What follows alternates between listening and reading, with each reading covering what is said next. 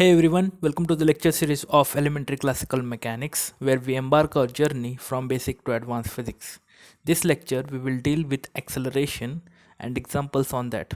So let's get started.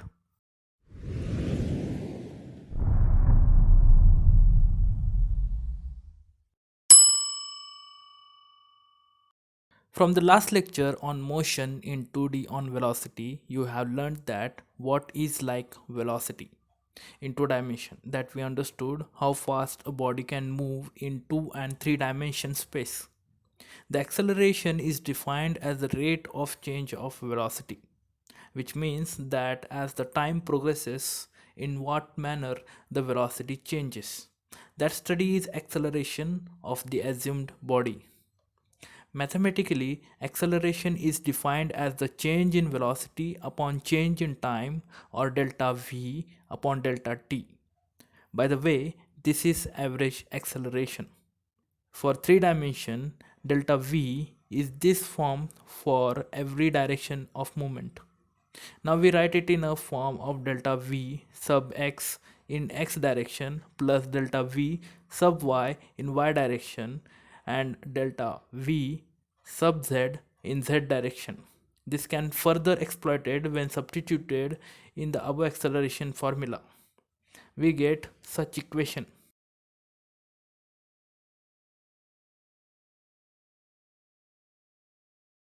Now, if the time delta t is very small, then we can write the average acceleration, or the previously what we discussed will be converted into instantaneous acceleration. What I mean by that is, as you recall from my derivative and acceleration lecture in 1D, that at what particular instant of time, what velocity we have, that is what this equation provides information to us. For simplification, you can write it as a sub x in x direction, a sub y in y direction, and a sub z in z direction. Remember, each suffix of acceleration is telling us that a particular direction of the body is moving at what rate.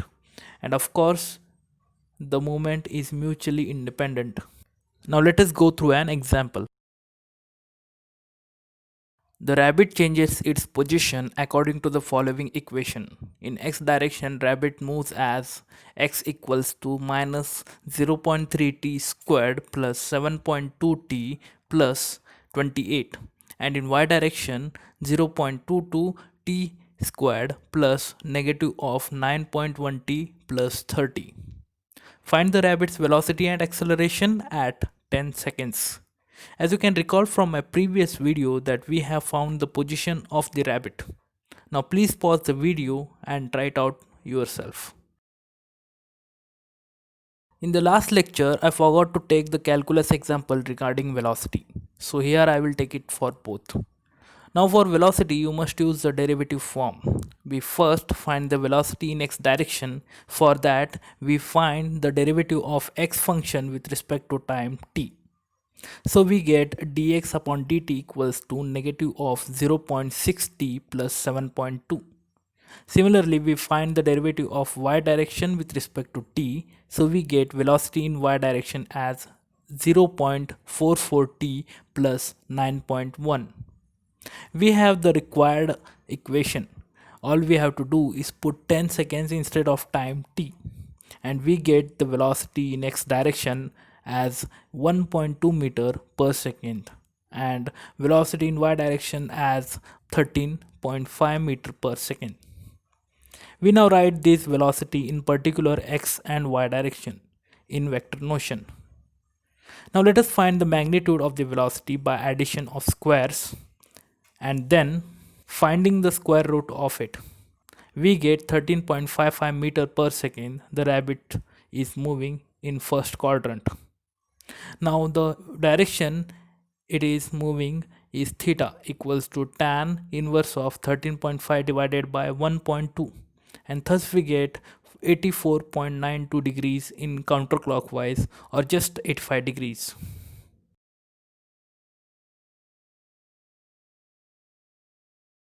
Now acceleration we can find by finding the derivative of velocity in x and y direction. So here we have the equation of velocity in x and y direction. from the previous example. Now we find the acceleration for velocity with respect to time. Thus we get acceleration in x direction equals to negative of to 0.6 meter per second squared, and in y direction 0.44 meter per second squared. Now we write it in a form of vector notion, and we get vector as a equals to negative of 0.6 in x direction plus 0.44 in y direction. Same as before, we find the magnitude. By calculating, we get 0.7440 meter per second squared. The rabbit has the constant acceleration of 0.440 meter per second squared. Now we find the direction the rabbit is moving. Theta equals to tan inverse of 0.44 divided by 0.6. We get theta equals to 36.25 degrees in clockwise direction. This is the direction of the rabbit's acceleration. If you did not properly understand this lecture properly due to the lack of knowledge of vectors and scalars, you can watch my 4 videos on vectors and scalars in which I have took the representation, mathematical formulation of vector. These are 10 minutes video on the average and won't take long. You can check my previous video too, like displacement, instantaneous velocity and acceleration, in my classical mechanics playlist. Anyways, my next lecture will be on projectile motion in 2 dimension. Subscribe my channel to stay up to date. Till then, goodbye.